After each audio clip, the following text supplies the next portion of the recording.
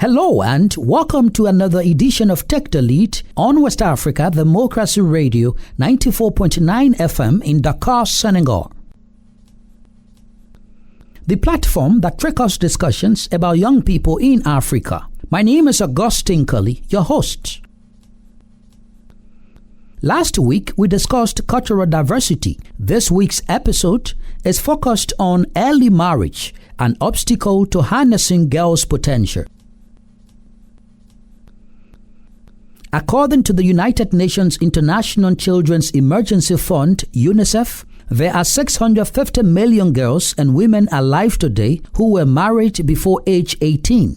And despite recent declines in child marriage from 25% to 19% between 2008 and 2024, 12 million girls are still married before the age of 18 every year. While specific drivers vary by context, child marriage is consistently rooted in gender inequality and fueled by poverty, harmful social norms, insecurity, and barriers to education. As part of efforts to eradicate or minimize the act of early marriage or child marriage, Sierra Leone's President Julius Maada in July this year, 2024, signed into law the Prohibition of Child Marriage Act, introducing a penalty of at least 15 years and a fine of around $4,000 for any man who marries a girl under 18. The move was highly welcomed, especially by women rights activists in Sierra Leone. Aminata Masakwe is one of the women's rights advocates in Freetown. She welcomed the president's decision in an interview with WADR's Eche Atisu. Well, it's great news. It's something laudable because we think for women's empowerment, it starts from childhood. You have to prepare the child, the girl child, from the stage of growing up until getting on into maturity. So in any aspect of that growth, the stages of life, you interrupt the girl at any stage of her life, then you are not doing anything good to her. And, talking about marriage is always better that, people make up their mind when they want to marry, get married, when they want to settle down, who they want to settle down with. Most of the times when you talk about child marriage, it's about arranged marriages or forced marriages, because a child cannot decide that I want to get married. So they will be in school, they will be taking them out of school to get into marriages. So for us, this is something huge. We've been fighting for the rights of, the girl child all these years. But for the president and, the entire team to say now enough is enough, we now have it as a law. Child marriage is being banned, as a country. I think this is something we should celebrate. And then there's also the bit about what your president said, and I quote him. He says, freedom has come for our women. Is that how you feel as well? It is freedom coming to us. If you feel that, as a woman growing up, you are free to make decisions for yourself, then it's definitely freedom all the way. Because looking at my own situation, I cannot even imagine if I was to get married at the age of 14 or 15. That would not have been my own decision. I would not have referred to that situation as being free or being a free woman. But every woman having the right to decide when to get married. After 18, you are referred to as an adult. So you can make up your mind, okay, I want to get married at this time or after. Anytime. It should be your decision. Nobody should force you into marriage, because we also had a lot of girls that we lost them during childbearing because they were not matured to go through the whole process of giving birth to children. And what do you make of the punitive measures that have been set out to say people can go in for 15 years or to pay a fine of $2,000? Do you think that is enough or it is too harsh? Nothing is enough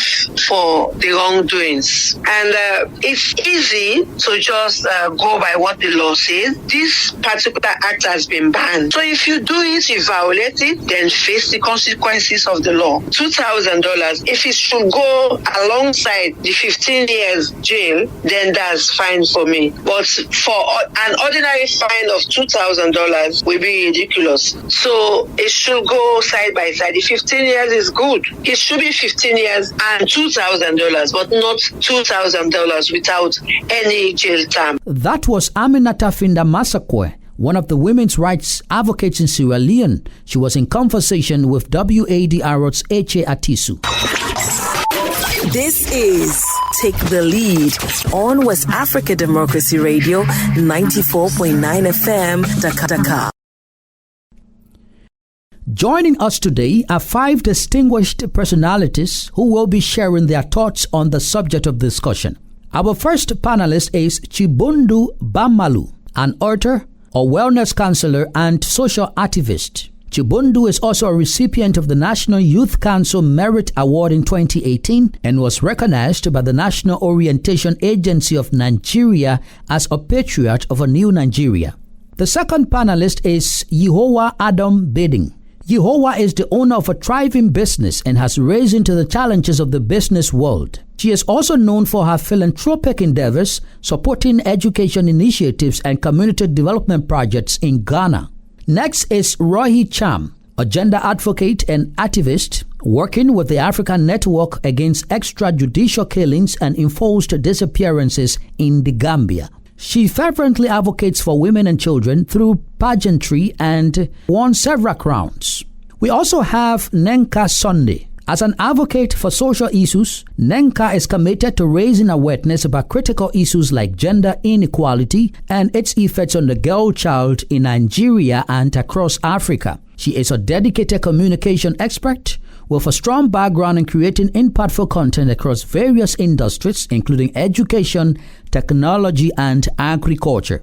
Also joining us is Eunice Fayos. Ms. Eunice is a research fellow at Pentecost University in Ghana. She is a public health enthusiast and also an avid reader who enjoys reviewing literary materials of varied genres. However, at the end of the discussion on early marriage, we will be joined by Kevin Kumaravel, the global president of the Junior Chamber International JCR, an organization of young leaders that provide leadership opportunities to young people in the world. Mr. Kumaravel will explain the purpose of the JCR in Senegal and the sub-region. Hello, ladies. Welcome to the program. Thank you very much for having me on Democracy Radio. I'm sure we're going to have a good time. Thank you so very much for having me on this amazing platform to share our various views as far as the topic is concerned. Thank you. Thank you very much. I'm really excited to be here to share my views on the early marriage issue we're facing in Africa. Thank you so much. I am really honored to be in this beautiful platform with all of you from the different countries. Okay, let's begin the conversation by sharing our individual perspective on early marriage from the African context. We start with you, Chibundu. Thank you very much. Early marriage from the African perspective, considering our position globally as Africans, we are part of the third world, the developing countries, developing nations. So early marriage comes with different index or indices that affect developing nations, which primarily is not found in the developed nations. So early marriage is more like that's come to stay with us, but it's actually evolutionary. We're looking at population dynamics in Africa. Aside our overpopulation, our different socioeconomic realities has actually empowered early marriage to see like it is a design by Africa and for Africa. And because we've not evolved from the third world, it has contributed to the culture or tradition of practicing early marriage as a lifestyle and as a tool for growth without undertaking or understanding or estimating the damages despite the merits we foresee. We have not come to shoulder or estimate the demerits behind it. And that's part of our underdevelopment issue in Africa. Chimbundu is considering this as an evolutionary practice that is still ravaging the continent of Africa when it comes to early marriage. What's about you, Yehowa Adam? Thank you.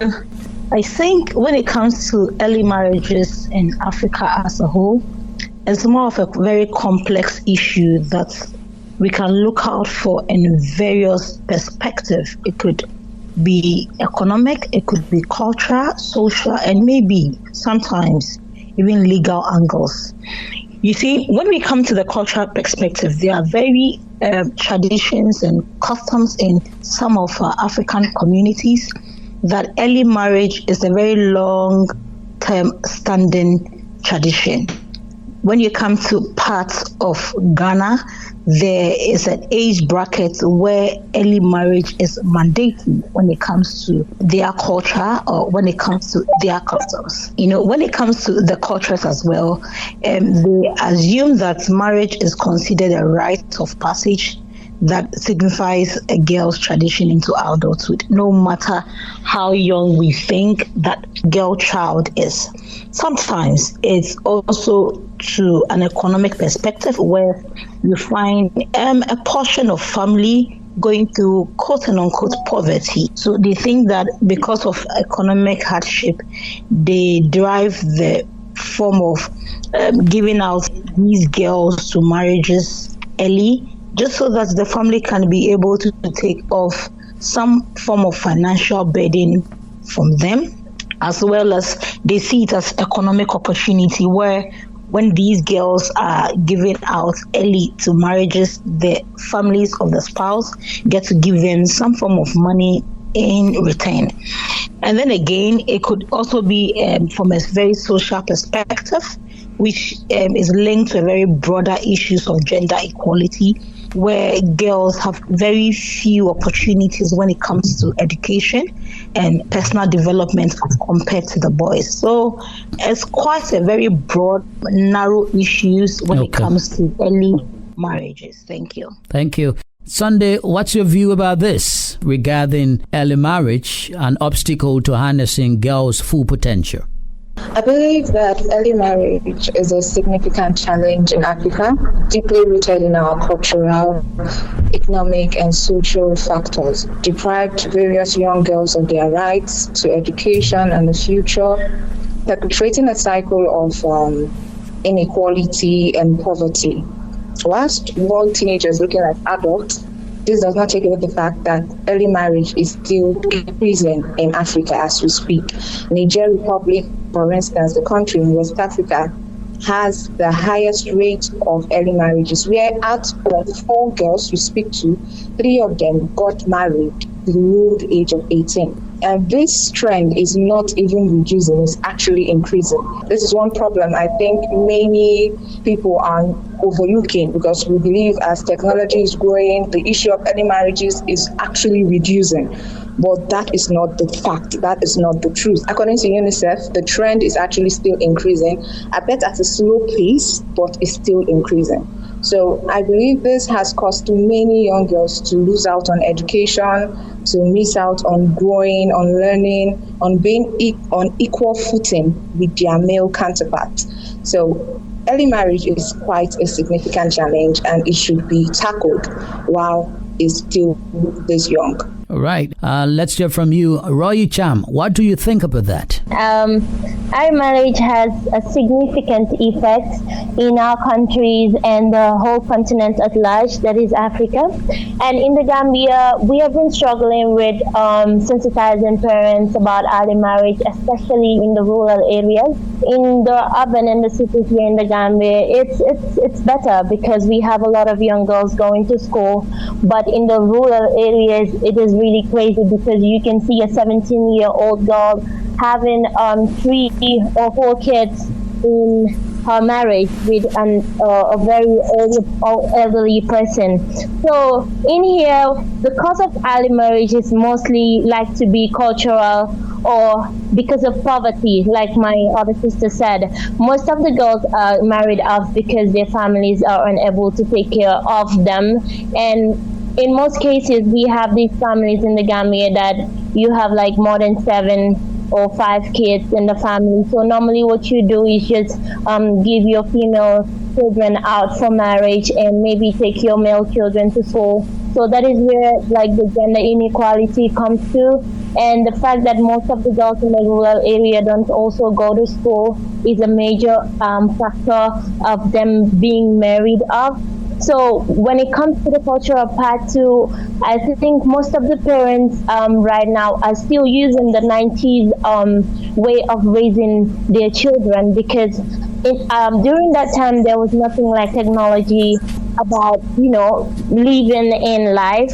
But right now there's technology around the world, and if we want to use the 90s way of raising our children, it will be really hard, because most of our families here and our parents, especially Gambia, are really scared of their children not being virgins before they get married. So that is also a very major factor why most of the girls are married off. But I feel like here in the Gambia, we're getting there somehow. We just need to put in more work and more solutions on how to tackle this issue. I believe it will have an effect on the whole continent, that is Africa at large. Thank you, Roy. Now, to you, Eunice, I know you also want to share your perspective on early marriage from an African point of view, but you could just also, in addition, share with us some types of early marriage that you may know. Please take the floor, Eunice. All right. So with the issue of early marriage, broadly, we know that it is when a girl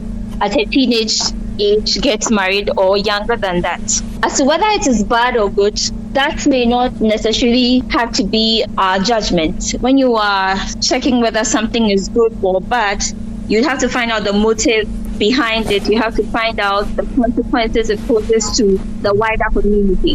However, from my observations and from the few things I've been privileged to read, I know that for some young girls, once they are given birth to, they'll be betrothed to somebody to be married to when they reach an appreciable age. For others, it is when they are teenagers that they are married off to somebody.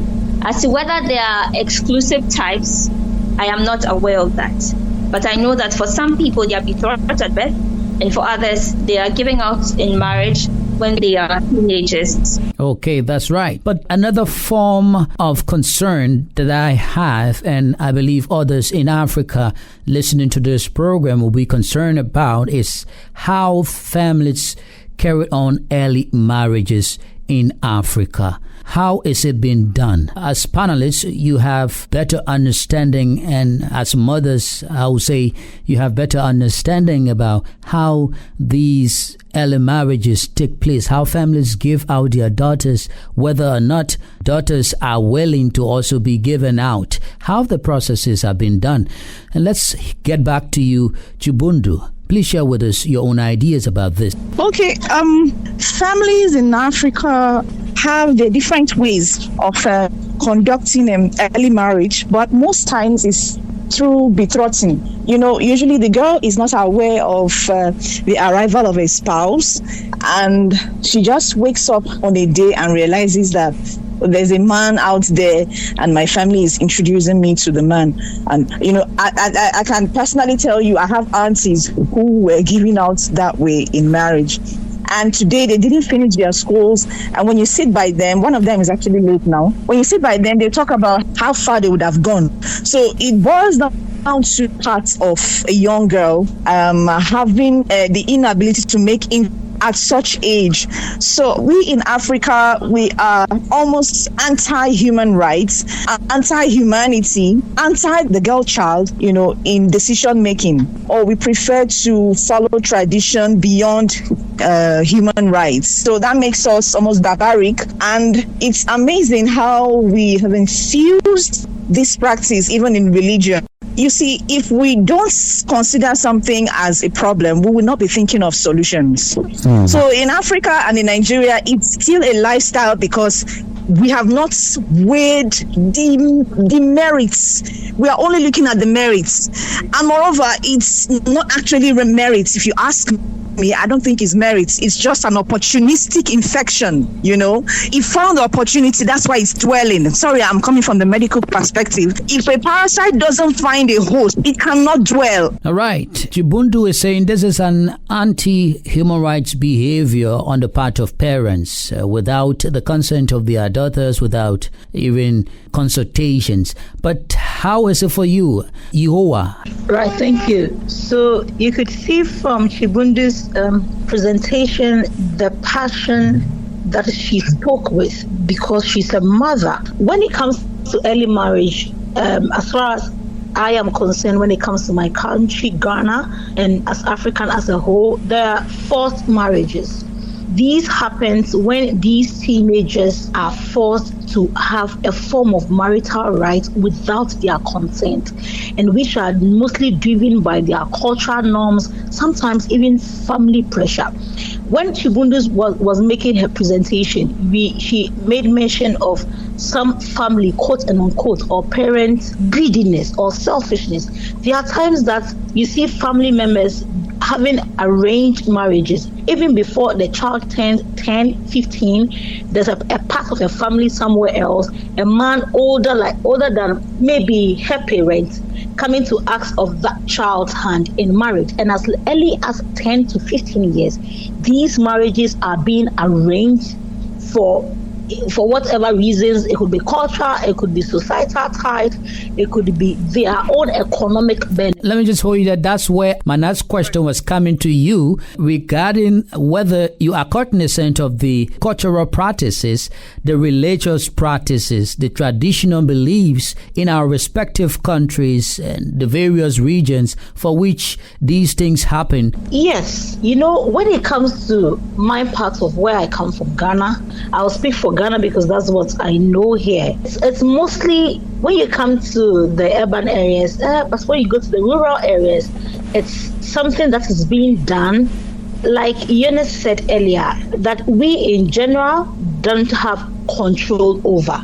Okay, now we could say that society is broadening up, things are evolving, technology is on the rise, we are getting to know of all these things, but actually there are other families somewhere, somehow, in all African countries, I can say emphatically, who are practicing these for their own gain. How on earth could you give any? Sometimes these marriages are also. Thank you, Colin. I have something later. Yeah, Yehoah, Chibundu wants to come. You want to give a few seconds of your time? Right away, Chibundu, you have the floor.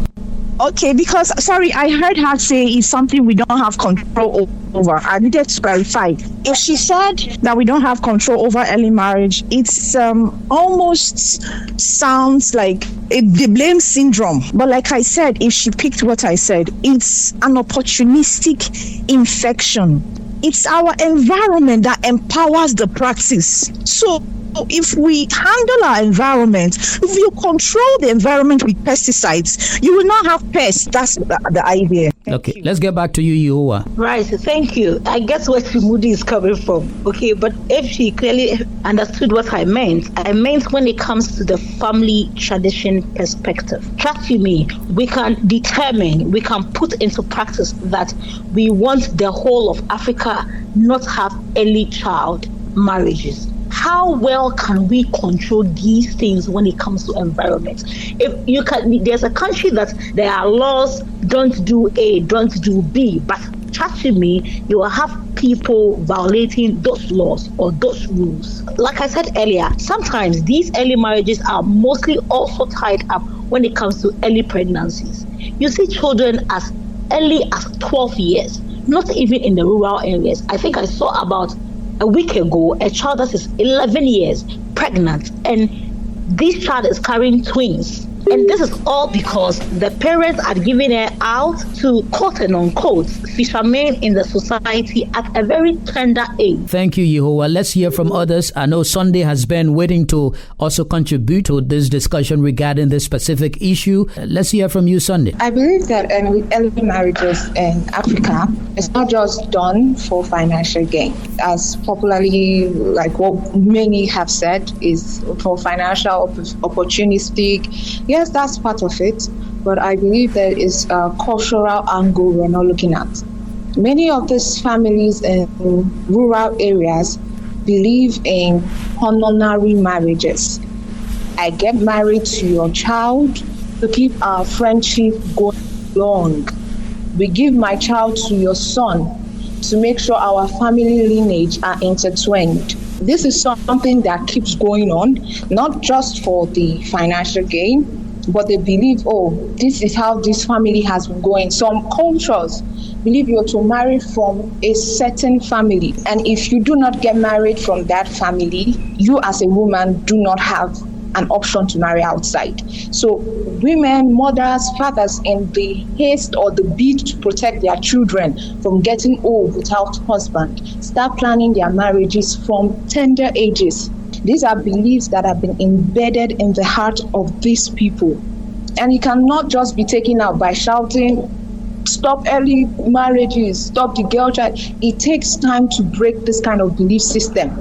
And the first and foremost way to do this is through education. While, like I still say, that financial gain is one of the major reason why people take their children into early marriages, let's not forget the cultural practices, the religious practices, the arranged marriage beliefs that is floating around in many African countries. Thank you. So far, we have discussed the overview of early marriage, including some forms of early marriage and factors that influence child marriage. We are now taking a break by listening to Leto Faith, a student of the Lusaka Girls' School who composed an anthem to end child marriage. She talks about the importance of empowering girls to end child marriage.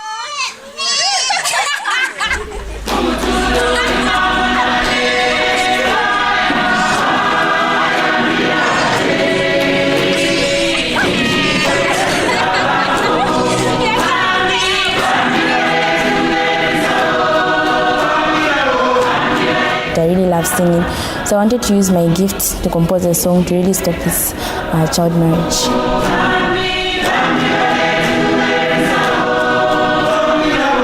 Knowing that the people who are being married off are our age and we are their age, so meaning they need people like us to talk to them on the bad things that come with child marriage. We know our rights, we speak them out. They are given the opportunity to voice out, if they're given the opportunity to do what they think is right, you would really see the leadership qualities in them. Life is all about making choices, and it is the right choices that really determine who we really be.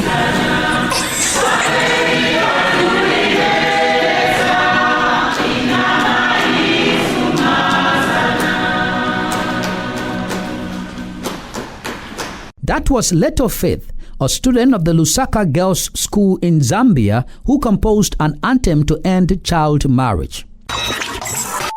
This is Take the Lead on West Africa Democracy Radio, 94.9 FM, Dakar. Welcome back to Take the Lead on West Africa Democracy Radio, broadcasting from Dakar, Senegal. And we are still discussing early marriage, an obstacle to harnessing girls' potential. We are now resuming the conversation with the negative effects of early marriage on underage girls. And we begin with you, Yehowa.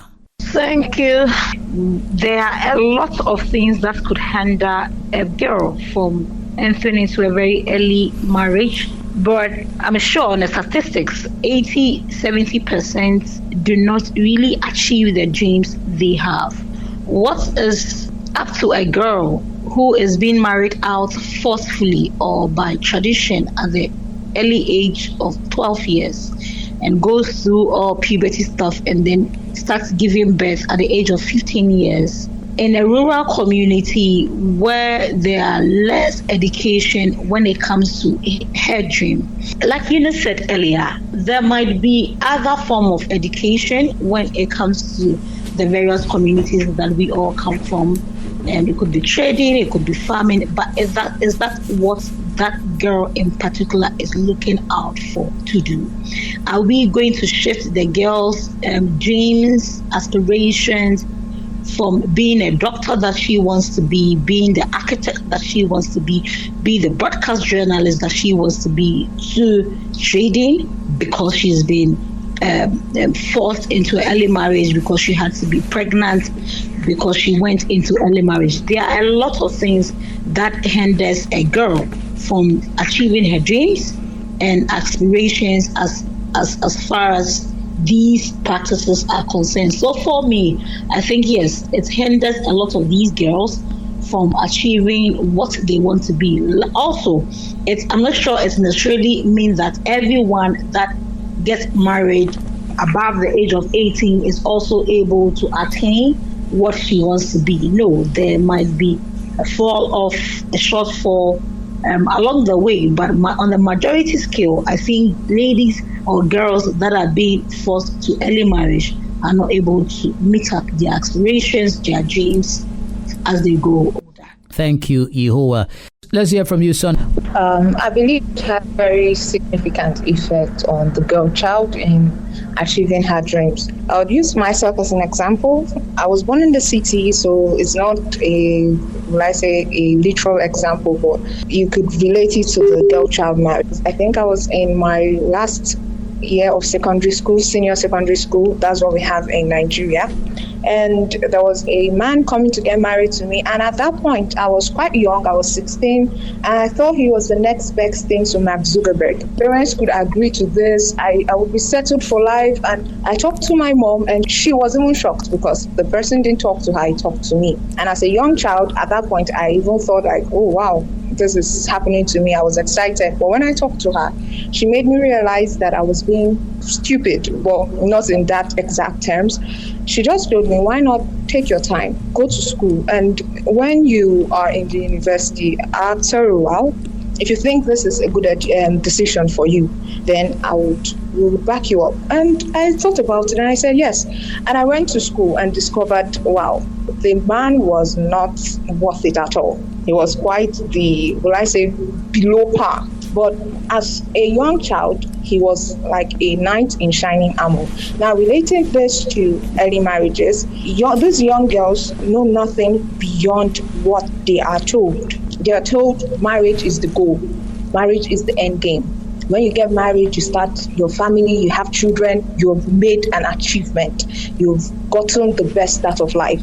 And which is not true because they have not been given the opportunity to explore life. While there are lots of women that would want to get married early, which is a fact, but give this girl child the opportunity. Don't just take it away from her by deciding that she should get married. If a child is not old enough to vote, that's at 18. If you're not old enough to vote, why should you be old enough to get married? If the system deemed the person not legally fit to vote, the person should also not be legally allowed to marry. So give this girl child the ability to cross 18, even if you're not going into higher education like university, but go out, learn a trade, do whatever you see yourself doing. And if after that you decide to get married, it's your choice. But forcing girl child to just get married at 13, 12, it limits their ability to dream. What we should know is we dream what we can see. Thank you for your take. What's about you, Roy? What's your take? Okay, so I believe early marriage affects a girl's dream in a lot of ways because when you're married, it's like you have other responsibilities to take care of. Aside from who you want to be or what you want to be as a person, you have to take care of your husband. And in an African concept, you have to take care of your husband's family too. So I believe that alone can jeopardize a girl trying to achieve her dreams of what she wants to be in the future, because it's a whole lot of stuff. Like you have to live a different kind of life apart from the kind of life you were living. If you were going to school trying to take care of yourself and trying to help your family with chores and all of that thing, then you get married and there you are actually the woman in that house. I believe like dreaming won't be something that you even do when you're in that type of household, because it's like you're in another world. You're in another world where you are the person who has to be the boss. Like you have to be the person who has to take care of everything. Early marriage with girls will jeopardize their self-being of women or achieving their goals. Yeah, that's my take. So as we hear from you, Eunice, we would just like you to add on to how can this early marriage be stopped or minimized in Africa? All right. So a girl who gets married in her teenage years or lesser is not privileged to be exposed to a lot of things because, frankly, as children, as teenagers, we are not very sure at that age what we even want to become. It is when we are exposed to other environments and other opportunities that we become very clear in our understanding of whatever we want to become. So first off, that's what happens. The person is not even able to identify that this is what I am really passionate about and this is what I want to do. And also it leads us into a spiral of that same action again, because this is what she knows. She will probably also encourage her daughter to get married early or give the daughter into early marriages and all that, which will go on, and the problem will not be solved. So for the girl child, it prevents them from reaching the heights they normally would have if they don't have a supporting spouse. I must add that. In Ghana, for instance, as a 16-year-old, someone can get married with the consent of their parents. So now, even at the policy level, that is a challenge. How can I say that as a 16-year-old, I can get married only if my parents agree? That even is a challenge to begin with. So I think that we must be conscious and be mindful of the policies that we make. And if we want the girl child to really reach her full potential, we must take active steps to make sure that we are implementing policies that are wholesome and that will protect our girl child. Also, we must stop the placard campaigns, really. This is a situation that needs discussion from both ends. So we in the city and then NGOs and international organizations can't just say that, okay, this is bad because there's one bad story somewhere. No. All right. Your recommendation, Yehuwa Adam. Thank you. So I think stopping early marriages is more of a complex challenge that will require not just a parent, not just a family, but a very coordinated effort from all stakeholders, like Eunice said earlier, from governments, from communities, from non-governmental organizations, running through even the international bodies, right? By addressing the root causes, implementing very comprehensive strategies, and if it's possible to make very significant progresses in eradicating these early marriages. How can these be done? There must be some form of community education, community engagement, changing the narrative when it comes to early marriage. So as a community, as a team, as family, as friends, as advocates, we can come together as a whole to change the narrative when it comes to early marriage. Okay. Chibundu, let's hear from you, please. My recommendation is, someone has already said stakeholdership, building a stakeholdership around concern. I would add precisely the kind of stakeholdership we should build.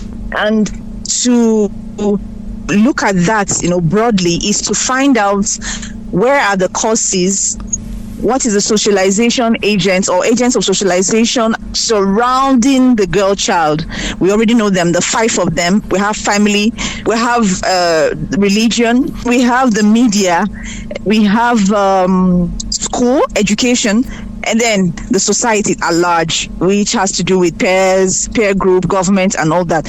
So the stakeholdership must revolve around these agents of socialization that influence the girl child's life. That's right. Let's hear from you, Sunday. Okay.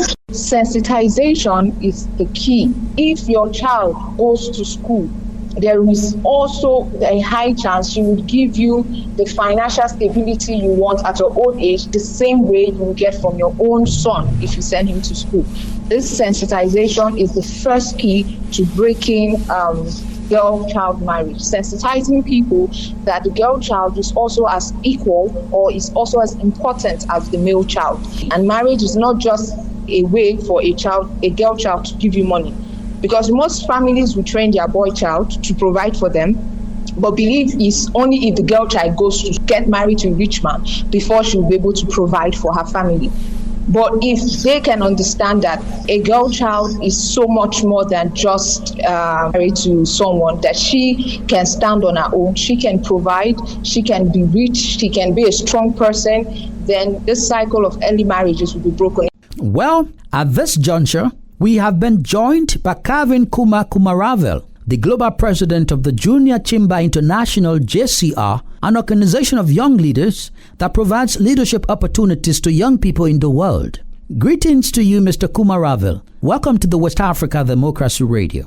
Thank you very much for having me here. So I'm Kevin Kumaravel, and I come from India, and I am the JCI's global president, and we call this position as JCI World President, and I'm in charge for this year, specifically for 2024. And JCI is an organization which is known as a leadership development organization, and it is present in 115 countries around the world, and it is being in existence for over 109 years now.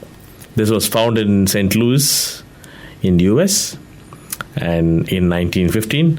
And from 1915, today we are in 2024, celebrating the 109 years so far. And the ultimate aim of this organization is to work for world peace. So how we work here is we induct members in this organization.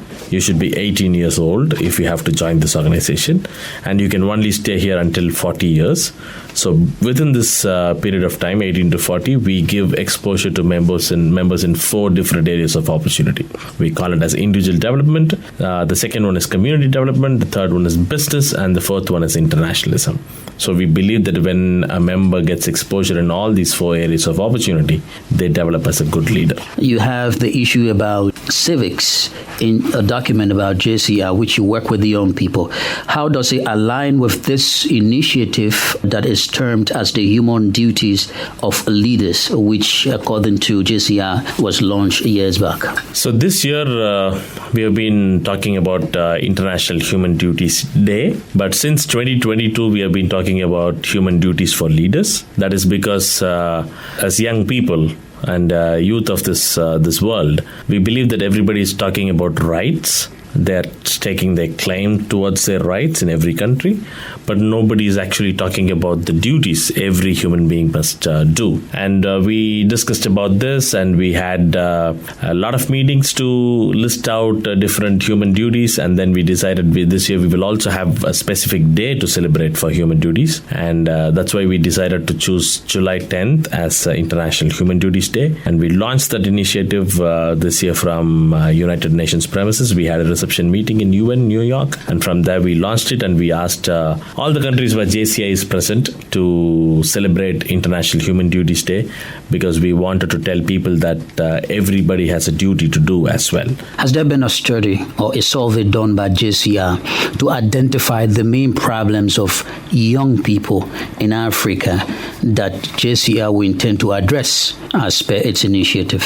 Well, JCI, for example, is a bottoms-up organization. It's not a top-down organization where we sit in our headquarters and give instructions to the national and local organizations. So every country, the problem is different. Every country, the situation is different. Every country, the members are different. The culture is different. What we encourage them to do is to find the problem and give sustainable solutions to it. There is this point of networking opportunities, which I read through the document of JCR, including community leadership and engagement. Contextualizing it to Africa, can you point to some examples of JCR's concrete work when it comes to networking among young people and creating community initiatives? Well, networking, here we talk about business, and JCI has been able to connect people from different parts of the world, and we have different area conferences.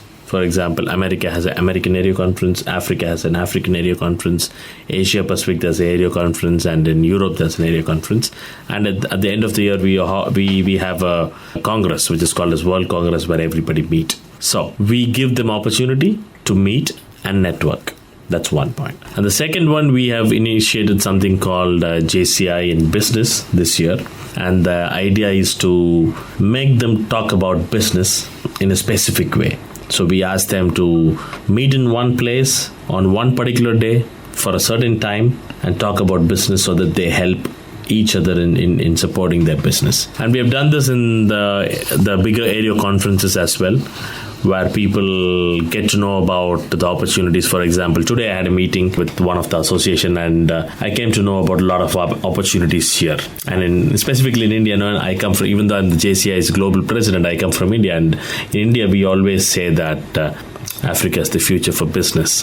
What equally did you discover were some of the challenges with the business environment that really frustrate youths today who really want to start business or businesses and even help employ young people like themselves and reduce that unemployment rate? In our organization, we understand that the Gen Zs, specifically these days, they like to talk about business. The opportunities in Senegal, I understand from reading that there are a lot of opportunities because Senegal is growing.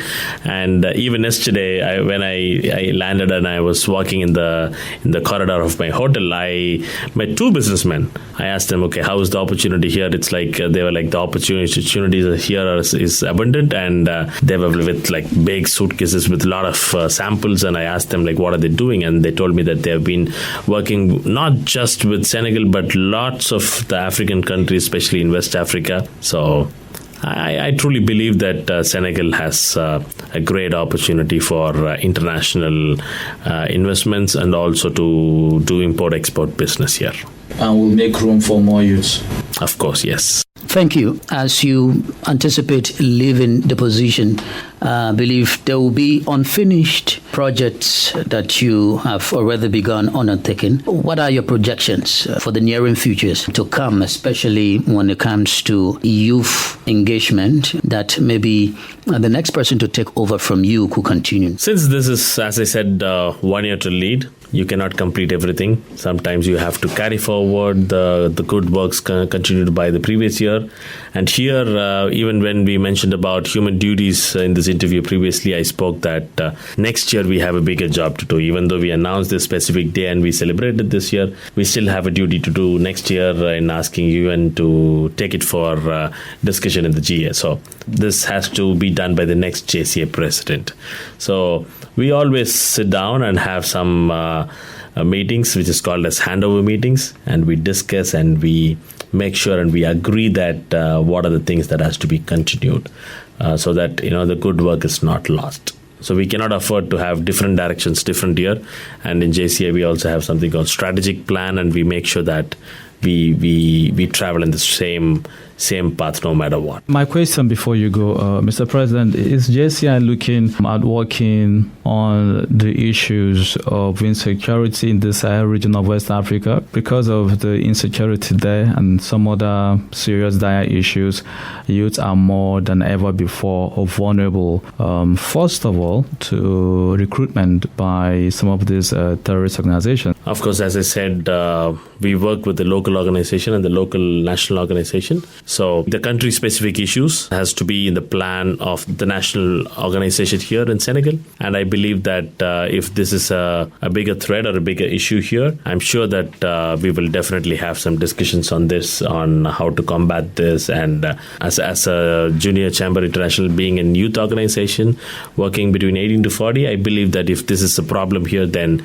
we have to definitely have some plans coming from the national organization of JCA Senegal and the local organization to combat this. Thank you for coming to WADR, and we hope to see you another time. Thank you very much. Thank you for having me here. And this is where we draw the curtains on this edition of Take the Lead on West Africa Democracy Radio 94.9 FM, Dakar, Senegal. Many thanks to you, dear listeners, for joining the discussion on early marriage, an obstacle to harnessing girls' potential. Remember to take the lead in shaping the discourse for the betterment of young people in Africa. I am Augustine Cully. Goodbye.